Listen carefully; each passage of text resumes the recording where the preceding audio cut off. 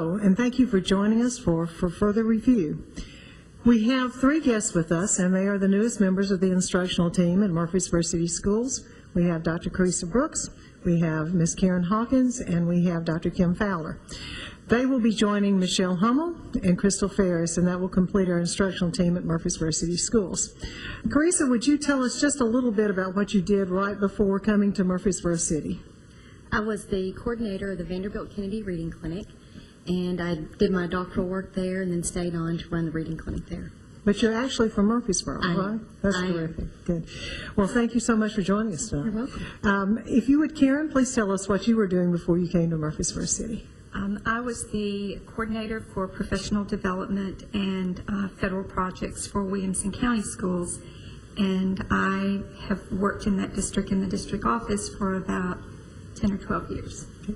And Kim, welcome, and would you please tell us what you were doing before joining Murfreesboro City? I worked 24 years in Metro Nashville Public Schools, first 7 years as a teacher, then the last 14 as principal of 3 different elementary schools that had 3 very diverse populations. So I've had the opportunity to work in a lot of different settings that I think that gives me a good perspective on looking at different school types and how to best enhance resources in those schools. Kim, I know that you're going to be working directly with the teachers in the classrooms, of course, and particularly with ELL. Could you talk a little bit about what you've been doing this last week? You've been here, I guess, 2 weeks now.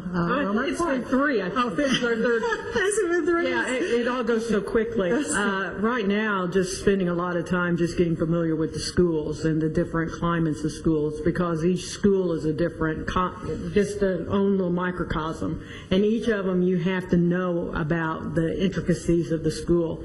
Right now we're working extensively with the English Language Development Program to make sure that all of our students, even those from second language backgrounds, are getting an equitable education and making sure that the services align with their needs. I've had the opportunity to work directly with all of the ELL teachers or ESL teachers in the school system, as well as working with each of the principals. In most of the schools, I haven't gotten to all of them yet, but looking at their schedules and working with how to leverage the resources so that we can best utilize the resources that we have in the building. I've also had the opportunity to go to a number of great classrooms already to do some observations in between meetings, just when waiting, just pop into a classroom, and I've seen wonderful things in a number of the classrooms in the system. So I'm going to be looking for a lot of teaching talent to develop as school leaders. Great. And Karen, could you talk a little bit, you've been here a week, I guess. Could you talk to us a little bit about what you have done the last week?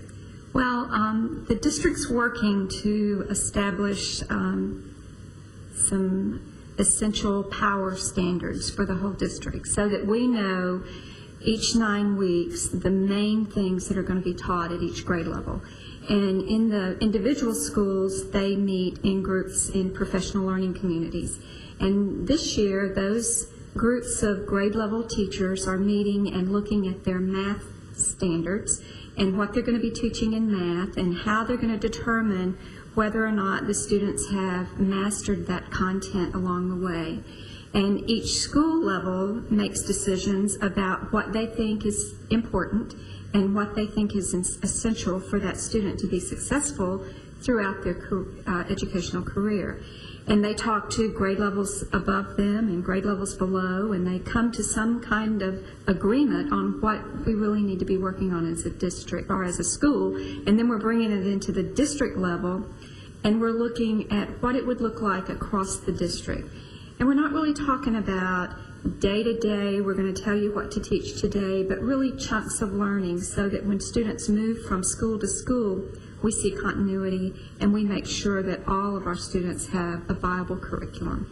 So the school level teams have been meeting, and then they've been coming in to the district level. So I think we've had 3 of those meetings within this past week, and with 3 grade levels, and we have 4 more to go in the next couple of weeks. One thing that I know that you will be working on will be the intranet. Can you talk a little bit about that, about some ideas and what you think that might look like? Well, we're really fortunate that we're going to be able to have a resource so that we can organize materials and resources so that everyone in the district can get to things quickly. And I see that it'll be a great resource for curriculum. It'll be a great resource for enhancing the use of instructional technology. It'll give us some, just really some ways to help us be more have better productivity as across the district. So I really see it as kind of a place where teachers can go and collaborate. We can have discussion boards. We can have shared workspaces so that if I'm at one school in the district and I've got this great lesson plan or a great assessment, that I can drop it into a shared workspace so that others can learn from that. And that's really the heart of a professional learning community, where we all come together and we share our expertise and we learn from one another. And this is really going to give us a system and a way to organize that in the district. Carissa from Murfreesboro. Things have changed since you were at Mitchell Nelson. Yes, yes. Talk a little bit about what it feels like to come home and how different is home. Does it feel different than when you were a student here? It feels great to be home. I love being here. I love seeing all the people I know out in the schools and teachers that I had that are still teaching. The main difference that I see is our changing demographics. So we have to change with those demographics as well. One of the things that we're really working on is a school-wide screening, district-wide, so that every student is screened with their reading skills so that we can find out early in the school year what children are struggling with reading and then intervene. So there's different levels of that. The first level is identifying them at risk. Then if they are at risk, they'll go see an academic interventionist that's based in their school. And at the same time, we're working on teacher training so that all general ed teachers really understand the reading process and really have a foundation of how children learn to read. You talked about a foundational kind of knowledge. What would this training look like? What do you think that it will look like? We have several modules. We're going to train 40 teachers at a time in their grade level groups, in their professional learning communities. They will some will go to more modules than others. Everyone will get the foundation pieces, and then different grade levels will get the modules that are appropriate for them. What those look like are the 5 building blocks of teaching reading, and we will hit all those and make sure that all children have phonics, phonemic awareness, vocabulary, fluency, and comprehension. So just being sure that we really understand each of those levels and that teachers understand them so that we can teach our children. Kim, what would be one piece of advice you would give someone who wants to be a teacher? I think a teacher always has to be a person willing to learn and never give up that spark and that excitement and that curiosity to learn more, because every day you're in a classroom and every day you see children and every day they bring a variety of different issues. And every day you've got to learn more about that child and learn more about the colleagues you work with and learn more about the curriculum, learn more about the standards so that you can get better and better. If you're not a learner, then education is probably not your field. We all have to be passionate about learning. Karen, you've spent a lot of time in education, have held various district level offices, and have had the opportunity to do a lot of things, left a very good paying job, well paying job to come here. Tell us, please, why you decided to come to Murfreesboro City. I really believe that this district has so many of the fundamental things in place.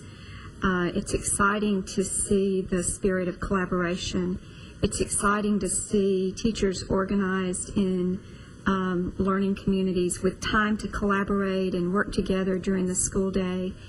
And it was also exciting for me to come in and be a part of a team and really feel like that this instructional team could put all of our heads together, and we come at it from different directions, but it all fits together, and we bring different expertise to the puzzle. And I really was looking for a place that I could get closer to the work, where I could be closer with teachers and students in the classroom and helping them make a difference for students. I also have, in my teaching career, I taught in Franklin Special School District, and it was a small district with similar demographics, similar needs, and it was this was a draw for me to come to something very similar to that. Carissa, we have parents who are wondering how they can help their children with reading. What would be the best advice you can give parents as far as reading? I almost couldn't let you finish the question. The best advice is to read with your children, help them to learn to enjoy reading, because we know the best intervention is practice. When students read at home, they do much better in school. Well, thank you, ladies. It's a real pleasure to work with you. And we thank you very much for your support of Murfreesboro City Schools. We have an exciting future, and we thank you for being part of that. Have a great day.